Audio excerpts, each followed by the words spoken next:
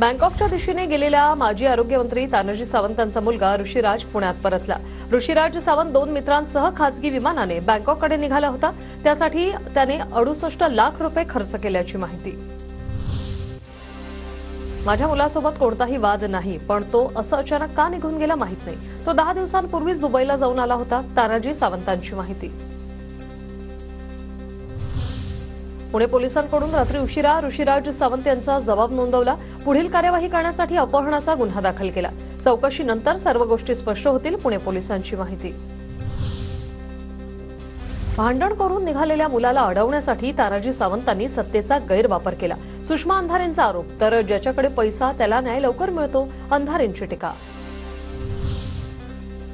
राहुल सोलापूरकर विरोधात वंचित आज आंदोलन करणार। राहुल सोलापूरकरवर गुन्हा दाखल करण्याची मागणी। डॉक्टर बाबासाहेब आंबेडकरांबाबत केलेल्या विधानावरून सोलापूरकर विरोधात वंचित आक्रमक। राहुल सोलापूरकरच्या वक्तव्यानंतर आमदार संग्राम जगताप आक्रमक। सोलापूरकर जिहादी लोकांच्या संपर्कात असतील, सोलापूरकरांनी बोलताना जरा संयम राखावा, संग्राम जगताप यांची प्रतिक्रिया। किरीट सोमय्यांनी आरोप केलेल्या सर्वांना एसआयटी कागदपत्र पडताळणीसाठी नोटीस। 4000 लोकांच्या कागदपत्र पडताळणीसाठी एसआयटीची 8 पथकं तयार। बांगलादेशी रोहिंग्यांना भारतीय नागरिक बनवल्याचा सोमय्यांनी केला होता आरोप। संतोष देशमुख हत्या प्रकरणातील नवा सीसीटीव्ही व्हिडिओ समोर। देशमुखांची हत्या करून 6 आरोपी फरार होतानाचा सीसीटीव्ही व्हिडिओ समोर।